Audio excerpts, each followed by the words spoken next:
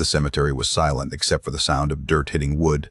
Marina stood at the edge of the grave, her black dress clinging to her skin in the humid São Paulo heat, watching as strangers in work uniforms lowered the casket into the ground. Her hands trembled as she clutched a single white rose, its petals already wilting in her palm. 8 months. That was all they had. 8 months of marriage, of shared mornings and whispered plans, and now this. Now a hole in the earth, and a name on a temporary marker, and a grief so heavy she could barely stand. Her sister Camila stood beside her, one arm wrapped around Marina's waist, holding her upright. Behind them, a small cluster of mourners shifted uncomfortably in the afternoon sun. Marina's mother dabbed at her eyes with a tissue. A few colleagues from Marina's graphic design studio murmured condolences she couldn't quite hear. The priest's voice droned on in Portuguese, words about eternal rest and God's mercy. But Marina wasn't listening. She was remembering the last thing Rafael had said to her before he left for Rio. "I'll bring you back something special," he promised, kissing her forehead at the door. "Something to remind you how much I love you." 3 days later, he was dead. The funeral director caught her eye and nodded gently. It was time. Marina stepped forward, her legs weak, and dropped the rose onto the casket. It landed with a soft thud that seemed to echo in her chest. She closed her eyes. This wasn't real. It couldn't be real. 48 hours ago she'd been his wife, now she was his widow. The math didn't make sense. The timeline didn't make sense. Nothing made sense except the pain. Camila guided her away from the grave as the workers began filling it with earth. Marina glanced back once, half expecting to see Rafael standing there, grinning, telling her it was all a terrible joke. But there was only dirt and stone and the humid São Paulo sky pressing down like a weight. Before all of this, before the phone call and the casket in the cemetery, there had been a different Marina. A version of herself who laughed easily and trusted her instincts and believed that good things could happen without consequence. She was 25, living in a small but sunlit apartment in Vila Madalena, one of those neighborhoods where street art covered every available surface and musicians played on corners and life felt vibrant and possible. She worked as a freelance graphic designer, mostly for small businesses and startups, and she was good at it. Really good. Her portfolio was growing, her savings account was modest but steady. She'd survived the few painful breakups in her early 20s and had come out the other side with boundaries and self-respect and a clear sense of what she wanted, or so she thought. She met Rafael on a Friday evening in March at a rooftop party thrown by her friend Lucas. It was one of those warm autumn nights in São Paulo when the city felt electric, when strangers became friends over caipirinhas and laughter. Marina almost hadn't gone. She'd been tired, burnt out from a demanding client, ready to spend the night on her couch with Netflix and brigadeiros. But Camila had insisted. "You need to get out," she'd said. "You need to remember what fun feels like." So Marina went. And there, leaning against the railing overlooking the city lights, was Rafael. He wasn't the loudest person at the party or the most traditionally handsome, but there was something about him that drew her attention. Maybe it was the way he listened when people spoke, really listened, leaning in slightly as if their words mattered. Maybe it was the quiet confidence in his posture, the way he seemed comfortable in his own skin. He was older than most of Lucas's friends, probably in his late 30s, with dark hair starting to gray at the temples and smile lines around his eyes. When he caught her looking, he smiled. Not a practiced smile, not the kind men use when they're hunting, just a warm, genuine smile that made her smile back. They talked for 3 hours that night, about everything and nothing. About São Paulo's impossible traffic and their favorite neighborhoods and the books they'd loved as children. He told her he worked in finance, managing investments for international clients, which explained why he dressed better than everyone else at the party and why his watch probably cost more than her rent. But he wasn't pretentious about it. He asked about her work, seemed genuinely interested in graphic design, wanted to see her portfolio. When she showed him samples on her phone, he studied each one carefully, asking questions about her process, her inspiration. By the time the party wound down, Marina realized she'd barely spoken to anyone else. And she didn't mind. Rafael asked for her number. She gave it without hesitation. He texted her the next morning. Just a simple message. "I haven't stopped thinking about our conversation. Would you like to have dinner this week?" She said yes before she could overthink it. That first dinner turned into a second, then a third. Within a month, they were seeing each other 3 or 4 times a week. Rafael was everything Marina's previous boyfriends hadn't been. Attentive but not clingy. Successful but not arrogant. He remembered small details she mentioned in passing, surprised her with her favorite coffee order, asked about her mother's health, and her sister's new job. He traveled frequently for work, sometimes disappearing for a week at a time to Buenos Aires or Miami or Lisbon, but he always called when he could and always came back with stories and small gifts. A scarf from Argentina, chocolate from Belgium. Once, a vintage poster of her favorite musician that he'd found at a flea market in Lisbon. Camila loved him. Marina's mother was cautious at first, the way mothers are, but Rafael won her over with patience and respect and perfect manners at Sunday dinners. He spoke 3 languages fluently, Portuguese and English and Spanish, switching between them effortlessly during business calls. He paid for everything, always, waving away Marina's attempts to split bills. "I want to take care of you," he'd say, and the way he said it didn't feel patronizing. It felt like love. 6 months after that rooftop party, he proposed. It was simple, private, perfect. They were at her apartment, cooking dinner together, and he just stopped in the middle of chopping vegetables and looked at her and said, "I want to spend my life with you." The ring was modest, a single diamond on a silver band, but Marina didn't care about the size. She cared about the way his hands shook when he slipped it onto her finger. She cared about the tears in his eyes when she said yes. They married 2 months later at a small registry office with just their families present. No big ceremony, no expensive reception. Rafael said he preferred intimate celebrations, that what mattered was the commitment, not the performance. Marina agreed. She'd never been the type to dream about big weddings anyway. Afterward, they had lunch at a quiet restaurant in Jardins, and Rafael held her hand across the table and told her he was the luckiest man alive. Looking back now, standing in her silent apartment 2 days after the funeral, Marina searched those memories for cracks, for signs she'd missed, for red flags buried beneath rose-colored filters. There were small things, she supposed. Rafael always paid in cash, never with cards, which he explained was a habit from working in finance, keeping personal and professional expenses separate. His phone was always locked, always face down on tables. But he said it was because of client confidentiality, sensitive information he couldn't risk exposing. He discouraged her from visiting his apartment across town, said it was boring and sterile compared to her cozy place in Villa Madalena, that he preferred being surrounded by her art and her books and her personality. His family was estranged, he told her sadly, the result of old wounds and irreconcilable differences. He had no siblings. His parents had passed years ago. He was alone in the world until he found her. She'd felt special being the person who ended his loneliness. She'd felt chosen. And then there was the money. Just once, 3 months into their marriage, Rafael had asked to borrow 20,000 reais. A temporary gap in cash flow, he'd explained.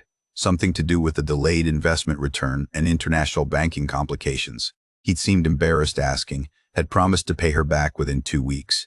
Marina had hesitated. 20,000 reais was a significant chunk of her savings. But he was her husband. Partners helped each other. She transferred the money without making him feel small about it. 2 weeks passed, then 4, then 6. When she finally mentioned it gently, carefully, Rafael had been mortified. "I'm so sorry, amor. The situation is more complicated than I thought.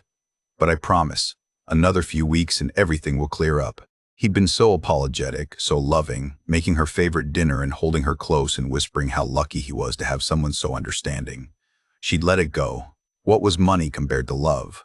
Now, sorting through the box of Rafael's belongings that had been returned from Rio after the accident, Marina found herself holding business cards from companies that didn't exist. At least, that's what Google told her. Investimentos Horizon, Capital Global Partners. She typed each name into the search bar and found nothing. No websites, no addresses, no phone numbers that worked. She found bank statements too, stuffed into an envelope at the bottom of the box. But the account numbers didn't match anything she'd seen before. The amounts didn't make sense either. Large deposits followed by immediate withdrawals. Transfers to names she didn't recognize. She stared at the papers spread across her coffee table, her hands shaking, and felt something cold settle in her stomach. Camila had been saying it for days now, gently at first, and then more insistently. "Marina, something isn't right about this. The funeral happened so fast. Why was the casket closed? Why didn't any of his colleagues come except that one guy? Why haven't you met anyone from his company before?" Marina had defended him, defended the memory of him. Because what was the alternative? That she'd married a stranger? That the happiest months of her life had been built on lies? No, there had to be explanations. There had to be reasons. But alone in her apartment, surrounded by evidence that contradicted everything she thought she knew, Marina felt the first hairline fracture in her certainty. The phone call came on a Thursday morning. 48 hours after she'd watched dirt cover Rafael's casket, Marina was still in bed, staring at the ceiling, trying to remember how to exist in a world without him. When her phone rang, she almost didn't answer. But something made her reach for it. A woman's voice, professional and impersonal. "Good morning, Senhora Costa. This is the Civil Registry Office calling. There's been an irregularity with your husband's death certificate. We need you to come to the courthouse downtown tomorrow morning to verify some information." Marina sat up, her heart suddenly pounding. "What kind of irregularity?" "I'm not at liberty to discuss it over the phone," the woman said. "But it's important that you come in person, tomorrow at 9. The address is Praça João Mendes, Courthouse number 3. Marina agreed, because what else could she do? She hung up and sat there, phone still in her hand, feeling reality tilt slightly off its axis. Camila insisted on coming with her. They took the metro downtown Friday morning, neither of them speaking much, and found the courthouse, an imposing concrete building that smelled like old paper and bureaucracy. A clerk directed them to a waiting area outside one of the courtrooms where fraud cases were being heard. Marina sat in a hard plastic chair, her purse clutched in her lap, and tried not to think about what irregularity might mean. Maybe a clerical error, maybe a misspelled name or wrong date. Nothing sinister, nothing world-ending. The courtroom doors opened. Several people filed out. Marina wasn't paying attention until Camila grabbed her arm so hard it hurt. Marina look. She looked up, and there, walking out between two police officers, his wrists in handcuffs, was her husband, Rafael, alive, whole, undeniably, impossibly real. He was thinner than she remembered, and there was a bruise on his cheekbone, but it was him, his eyes, his face. The man she'd buried 3 days ago was standing 15 feet away, breathing, blinking, existing. Their eyes met. For one impossible second, the world stopped. Rafael's expression was strange, unreadable, not shocked, not panicked, almost sad, almost apologetic, like he'd known this moment would come eventually and had made peace with it. Marina couldn't breathe, couldn't move, couldn't process what her eyes were telling her brain. The room spun. Camila was saying something, but the words were underwater, distorted, meaningless. All Marina could see was the man she'd mourned, the man she'd loved, the man she'd married, walking past her in handcuffs like a stranger, like a ghost made flesh, like a lie given form. And in that moment, Marina understood that everything she thought she knew had been fiction. Her marriage, her grief, her entire reality, all of it built on sand. Marina didn't remember leaving the courthouse. One moment she was frozen in that plastic chair, watching Rafael disappear down a hallway flanked by guards, and the next she was outside on the street, bent over a trash can, vomiting onto yesterday's newspapers. Camila held her hair back, murmuring things that were supposed to be comforting but sounded like noise. People walked past, indifferent to the woman falling apart on the sidewalk. Just another Friday morning in downtown São Paulo. "How is he alive?" Marina kept saying, over and over, a broken record stuck on the only question that mattered. How is he alive? Camila had no answer. No one had an answer. The courthouse clerk they'd tried to question had simply handed Marina a card with a detective's name and number and suggested she call for clarification. Clarification. As if what Marina needed was clarification and not a complete rewiring of reality. They took a taxi back to Vila Madalena because Marina couldn't face the metro, couldn't face the crowds and the normality of people going about their lives as if the world hadn't just split open. In the back seat, she stared at her phone, at the detective's card, at her own trembling hands. She thought about the grave, the casket, the dirt. What had she buried? Who had she mourned? The apartment felt different when they returned, contaminated somehow by the knowledge that everything in it was connected to a lie. Camila made coffee that Marina didn't drink and sat beside her on the couch, waiting. Finally, Marina picked up her phone and dialed the number on the card. Detective Oliveira answered on the second ring. His voice was tired, matter-of-fact, like he'd had this conversation before. "Senhora Costa," he said when she identified herself. "I was expecting your call. I think we need to talk in person. Can you come to the station this afternoon?" Marina went alone. Camila offered to come, but Marina needed to do this herself, needed to hear whatever truth was waiting without a buffer. The police station was in Pinheiros, a squat gray building that smelled like coffee and sweat and despair. Detective Oliveira was younger than she'd expected, maybe 40, with kind eyes and the exhausted demeanor of someone who'd seen too much of humanity's worst impulses. He led her to a small interview room and closed the door, gestured for her to sit. Marina sat. She felt like a suspect, like she'd done something wrong, which maybe she had. Maybe being fooled was its own kind of crime. The man you knew as Rafael Costa, Detective Oliveira began, is actually named Tiago Mendez. He's 39 years old, born in Belo Horizonte, and he's been running this exact scheme for at least a decade. Marina stared at him. Scheme, she repeated. The word felt foreign in her mouth. The detective opened a folder and slid several documents across the table. Police reports, witness statements, bank records, romance fraud, he said. Tiago targets women, builds relationships, borrows money, then fakes his own death and disappears. You're the 7th victim we know about. There may be more. 7th. Marina looked down at the documents, but the words blurred together. She forced herself to focus. The top sheet was a police report from 2 years ago. A woman in Brasilia named Juliana, age 27, occupation, teacher. She'd reported a fraud case against a man named Rafael Costa, who she'd married and who'd died in a car accident and who'd emptied her savings account before vanishing. But when police investigated, they'd found discrepancies in the death certificate. The body had never been positively identified. The funeral home had connections to a known fraud ring. Below that, another report. A woman in Recife named Ana Paula, age 30. Nurse. Same story, whirlwind romance, marriage, death, closed casket, disappeared money. And another, Leticia in Curitiba, Fernanda in Rio. Each one a variation on the same theme. Each one, a woman in her 20s or early 30s, financially independent, emotionally available, destroyed. He studies you, Detective Oliveira said quietly. He learns what you need, what you're missing, and he becomes that. He's patient, methodical, he doesn't rush. He builds trust over months, sometimes a year, before he asks for money. And it's never a lot at first, just enough to test your willingness to help, then more, then everything. Marina thought about the 20,000 rayas, how embarrassed Rafael had seemed asking, how understanding she'd tried to be. What else had he taken? She pulled out her phone with shaking hands and checked her bank account. The savings she'd had before meeting Rafael, the careful accumulation of years of freelance work, was still there. He hadn't cleaned her out, not like the others. Maybe he hadn't had time. Maybe she'd been a work in progress. Why didn't he take more, she heard herself ask. Detective Oliveira shrugged.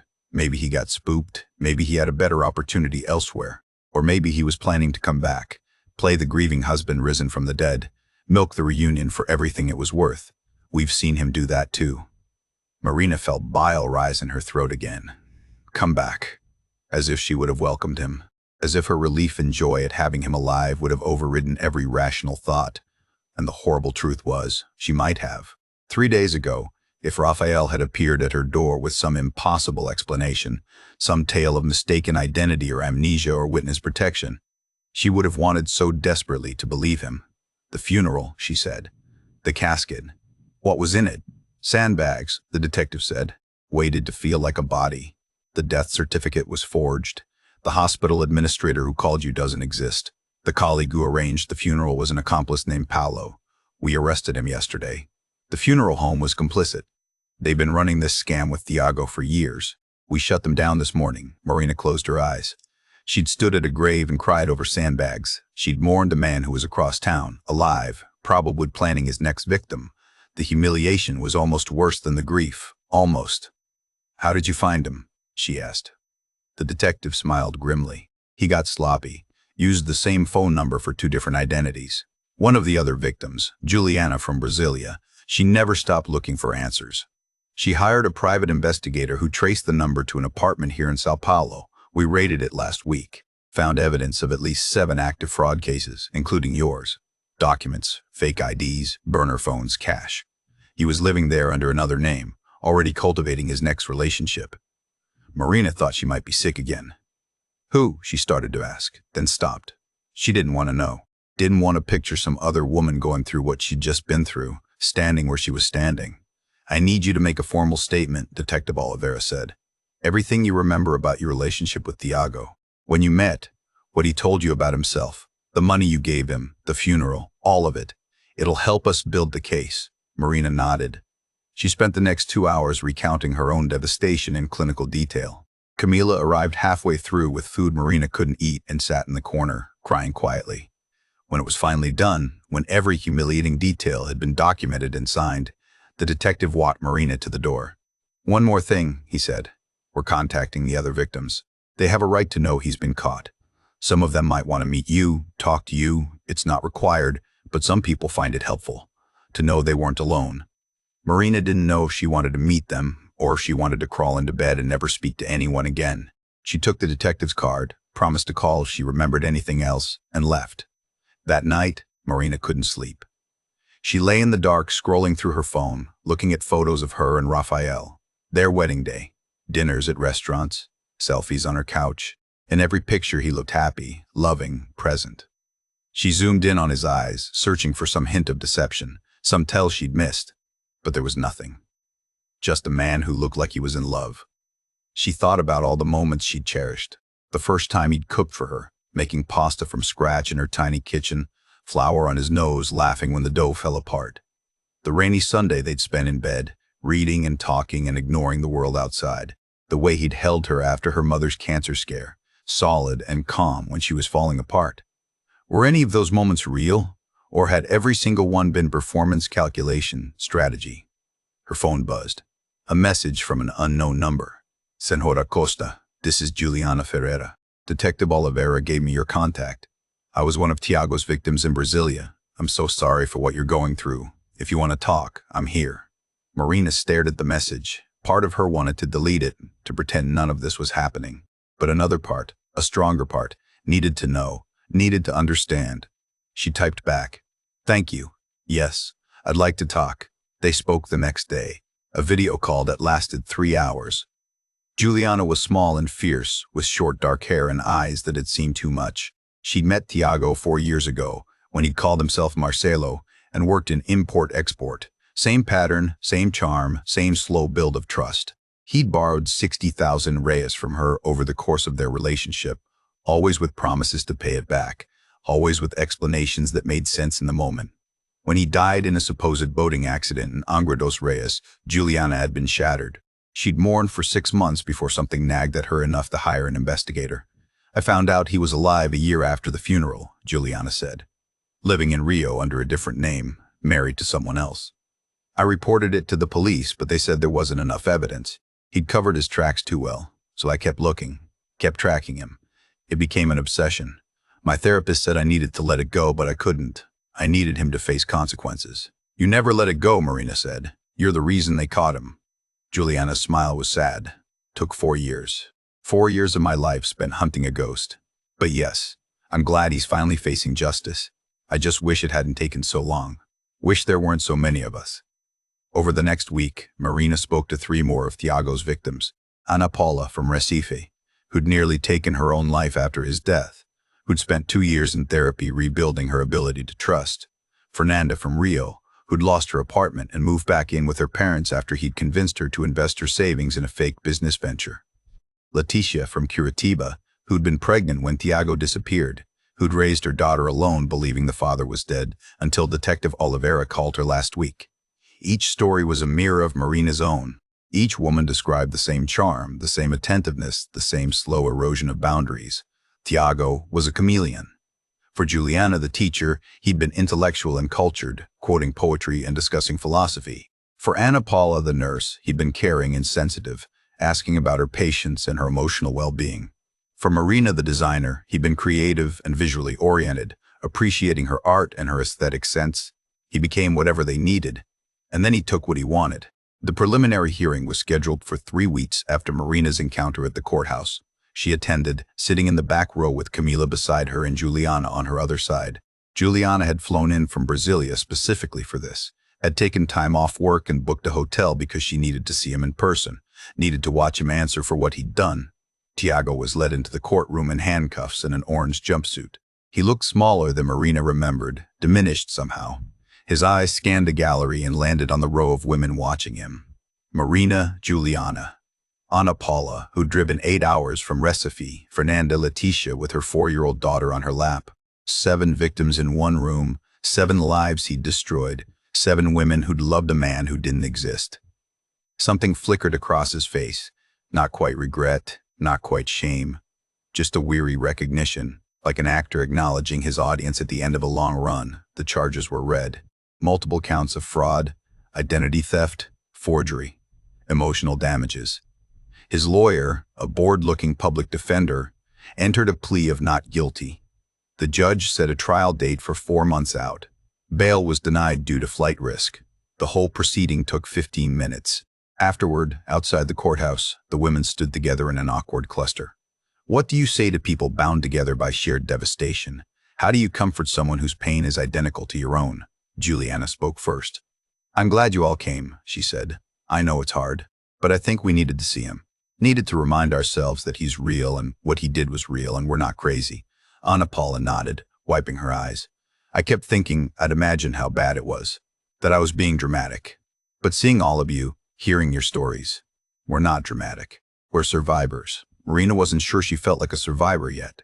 She still felt like someone wandering through wreckage, trying to identify which pieces belonged to her real life and which had been props in someone else's play. But standing there with these women, these strangers who understood her in ways her closest friends couldn't, she felt something shift. Not healing, not yet, but maybe the beginning of it. The acknowledgement that she would heal, eventually, because they were healing, because survival was possible. They exchanged numbers, promised to stay in touch. Juliana hugged Marina before getting in her taxi to the airport. You're going to be okay, she whispered. It doesn't feel like it now, but you will, I promise.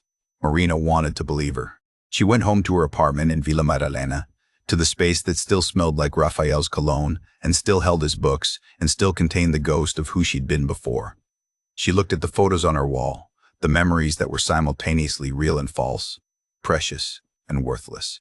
She thought about trust, how easy it was to give and how hard to rebuild once broken. She thought about love and how it could be weaponized by someone who understood its mechanisms but felt none of its weight. She thought about all the women who'd sat where she was sitting, mourning men who weren't dead, grieving relationships that had never truly existed, and she wondered how many more there were. How many victims Thiago had left scattered across Brazil over the years, women who'd never reported it, who'd taken their humiliation and heartbreak and buried it deep where no one could see. How many graves holding sandbags instead of bodies? How many lives built on lies? The trial began on a Tuesday in February, 4 months after Marina had seen Thiago walk out of that courtroom in handcuffs. 4 months of statements and depositions and sleepless nights. 4 months of therapy sessions where Marina tried to untangle what had been real from what had been performance. 4 months of slowly, painfully learning to trust her own judgment again. The courtroom was smaller than Marina had expected, institutional and fluorescent lit, with wooden benches that creaked when you shifted your weight. She sat in the third row with the other victims, a cluster of women who'd become something like friends through shared trauma. Juliana had flown in from Brasilia again. Ana Paula had taken the bus from Recife. Fernanda sat with her mother, who'd flown in from Portugal to support her daughter through this. Leticia had left her daughter with her parents and come alone, her jaw set with determination. There were others, too, women Marina hadn't met before, victims the police had tracked down through their investigation. A woman named Gabriela from Salvador who'd been engaged to Thiago 5 years ago when he'd called himself Eduardo. A woman named Renata from Florianopolis who'd known him as Felipe. Each name a different identity. Each identity carefully constructed to match the victim's needs and vulnerabilities. The prosecutor was a woman in her 50s named Dr. Helena Ribeiro, sharp-eyed and meticulous. She'd met with each victim individually, had treated their stories with respect and gravity, had promised to make Thiago answer for every lie. Now she stood before the judge, laying out the case with precision. The defendant, she began, is a career criminal who has spent the last decade systematically defrauding vulnerable women across Brazil. His method is consistent and calculated. He creates false identities, builds romantic relationships based on lies, extracts money from his victims, and then fakes his own death to avoid consequences and move on to the next target. The evidence will show a pattern of behavior spanning at least 10 years and affecting no fewer than 12 women that we've been able to identify. The true number is likely much higher. Marina listened as Dr. Ribeiro outlined the mechanics of Thiago's operation, the fake business cards and forged documents, the accomplices who played roles in his elaborate deceptions. Paulo, the man who'd posed as Rafael's colleague and arranged Marina's funeral, sat in the gallery as a witness for the prosecution, having taken a plea deal in exchange for his testimony. The funeral home director who provided empty caskets and false death certificates. The hospital administrator who'd made those devastating phone calls to grieving women, telling them their husbands were dead. It was an industry, Marina realized with growing horror. An entire infrastructure built around breaking hearts and stealing money. Thiago hadn't worked alone. He'd had a team, people who knew exactly what they were doing and did it anyway for a cut of the profits. The defense attorney, a middle-aged man named Dr. Collars, Santos, who'd replaced the public defender, stood to present his opening argument. His strategy became clear immediately. Yes, his client had engaged in relationships with these women. Yes, money had changed hands. But these were loans between consenting adults. Business arrangements that had gone sour, not criminal fraud. As for the false identities, well, many people use nicknames or preferred names in their personal lives.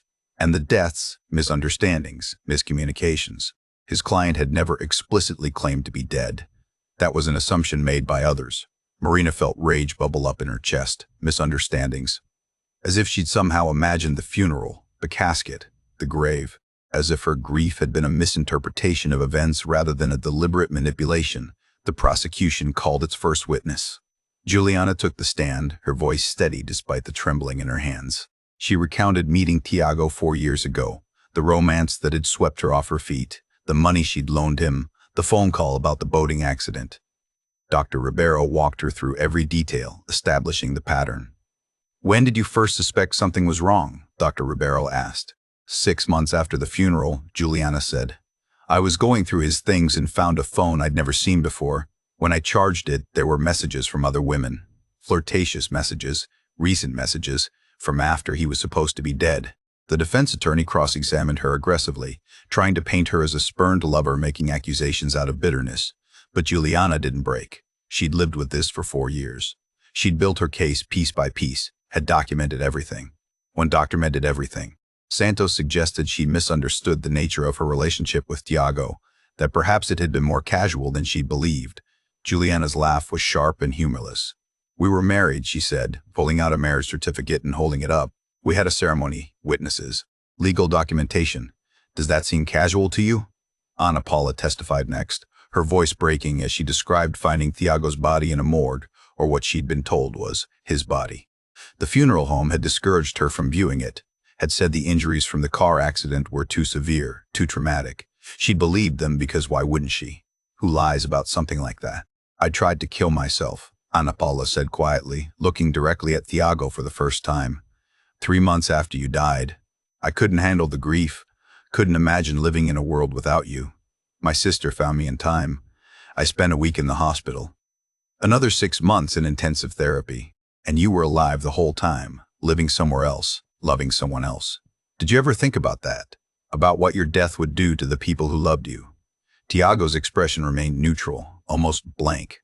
If Ana Paula's words affected him, he didn't show it. Fernanda testified about the fake investment scheme Tiago had convinced her to join, how she'd put every real she had into a company that didn't exist, how she'd lost her apartment when she couldn't make rent, how she'd had to move back in with her elderly parents at age 31, humiliated and broken.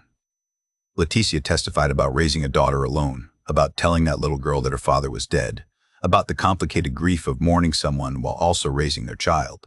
Gabriela from Salvador had a different story. Tiago had convinced her to take out a loan in her name for his business, then disappeared with the money, leaving her with debt that had taken her 3 years to pay off. She'd never gotten a phone call about his death. He'd simply vanished one day, blocked her number, erased himself from her life as if she'd never mattered. Marina was called to the stand on the second day of the trial. She'd been dreading this, had practiced her statement with her therapist until she could get through it without crying. But sitting there, with Tiago less than 10 feet away, with his eyes on her for the first time since that moment in the courthouse hallway, all her preparation crumbled. Dr. Ribeiro's questions were gentle but thorough. Marina described meeting Rafael at the party, the courtship, the marriage. She described the phone call about the accident, the blur of the funeral arrangements, standing at that grave. "What did you feel when you saw the defendant alive in the courthouse?" Dr. Ribeiro asked. Marina closed her eyes, remembering. "Like the ground had disappeared beneath me," she said. "Like everything I thought was real had been fiction. I'd mourned him. I'd buried him. I'd started trying to figure out how to live without him. And there he was, alive. Like my grief meant nothing. Like I meant nothing. How much money did you give the defendant during your relationship?" 20,000 rays. He said it was temporary, that he'd pay me back within weeks. He never did. Did he ever mention the other women? Did you have any indication he was living multiple lives? No, never. He was so attentive, so present when we were together. I thought I was the center of his world. I didn't know I was just one of many worlds he was managing simultaneously. The defense attorney's cross-examination was brutal. He questioned Marina's judgment, suggested she'd been naive, implied that perhaps the relationship hadn't been as serious as she claimed. Maybe you wanted it to be more than it was, he said. Maybe you invested more emotionally than was warranted. Marina felt something snap inside her. I invested appropriately for a marriage, she said, her voice sharp. I trusted my husband. That's not naive. That's what you're supposed to do in a marriage. What's inappropriate is a man who systematically lies to women, takes their money, and fakes his own death. Let's be clear about where the problem is here. The gallery erupted in applause.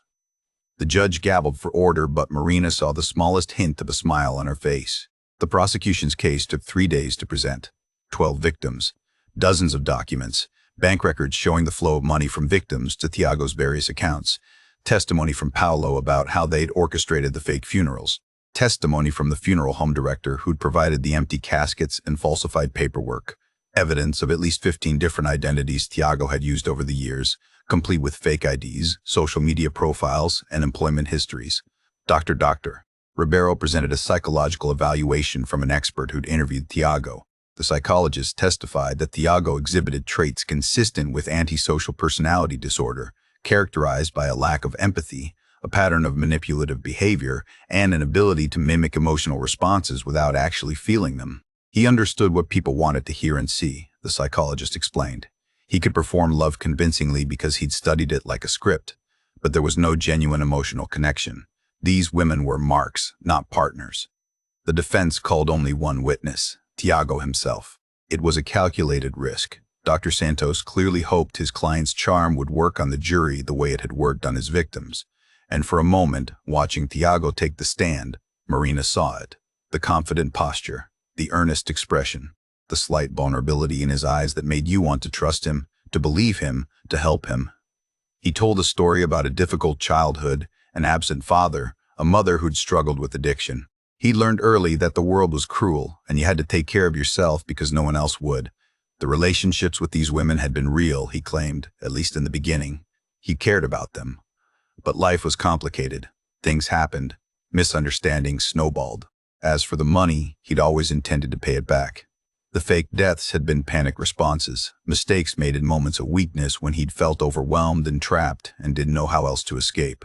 He was sorry. He'd hurt people he cared about. He wanted to make amends. It was a masterful performance. Marina watched members of the jury lean forward, their expressions softening. This was how he did it, she realized. This was the weapon. The ability to make you believe he was human, fallible, redeemable, to make you want to save him. Dr. Crast.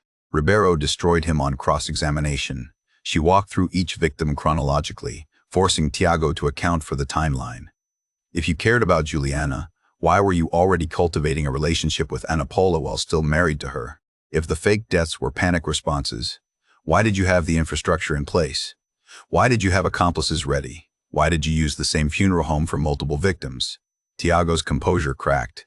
His answers became defensive, contradictory, when doctor-dictory. Ribeiro produced evidence that he'd been planning Marina's funeral before he'd even left for Rio. Before there was any reason to panic or escape, his face went pale. You had the death certificate forged 2 weeks before you told Senhora Costa you were leaving for a business trip, Dr. Tiasta. Ribeiro said, holding up the document with its incriminating date stamp. You bought a plane ticket to Argentina for the day after the scheduled funeral.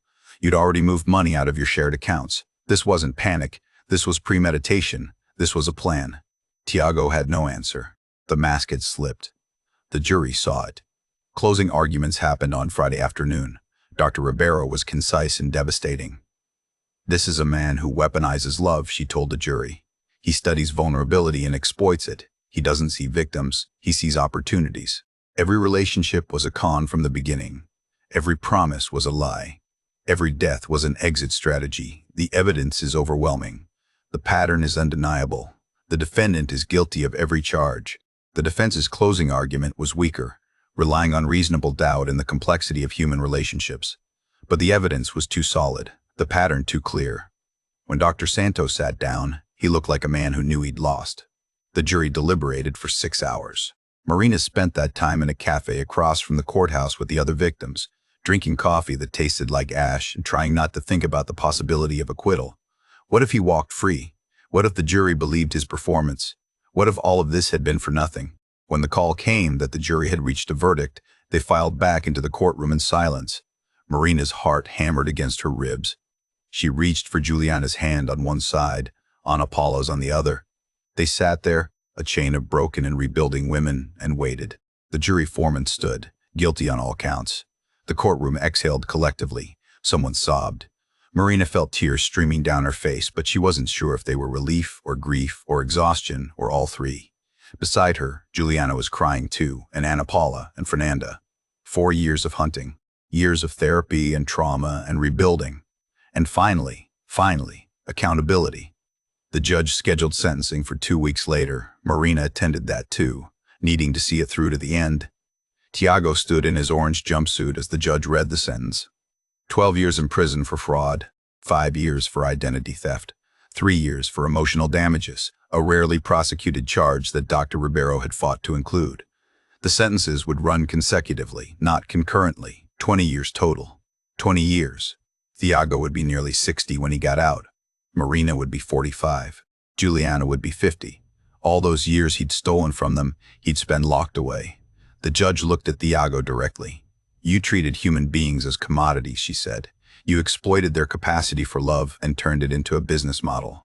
You have shown no genuine remorse, only regret at being caught.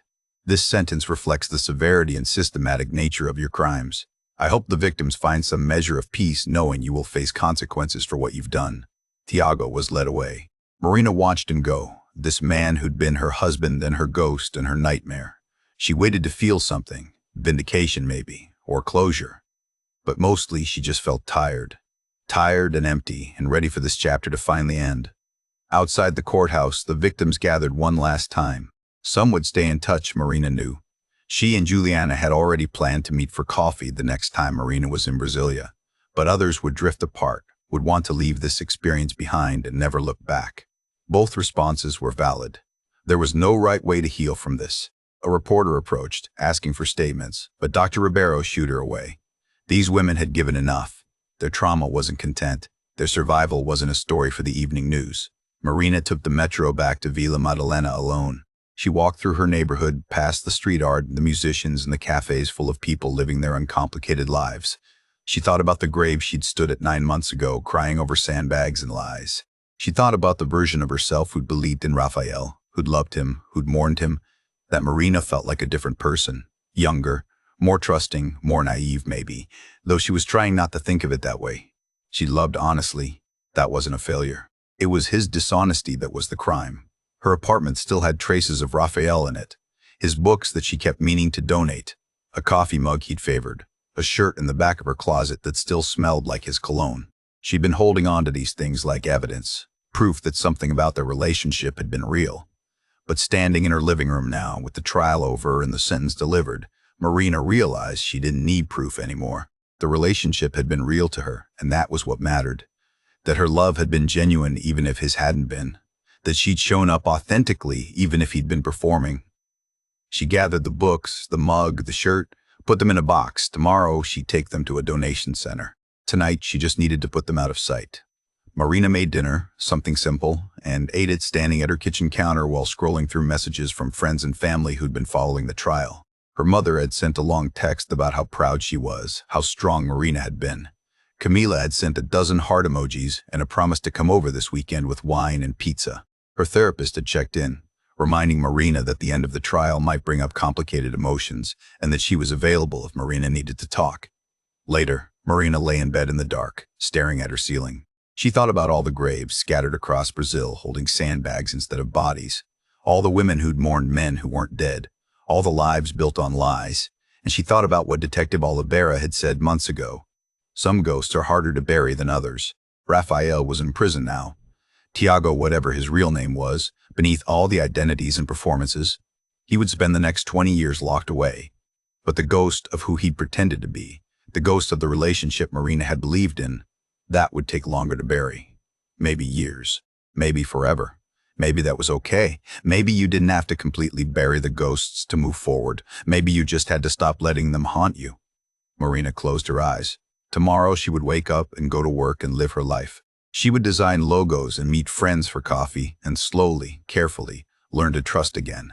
Not men, necessarily, not romance, just herself, her own judgment, her own worth.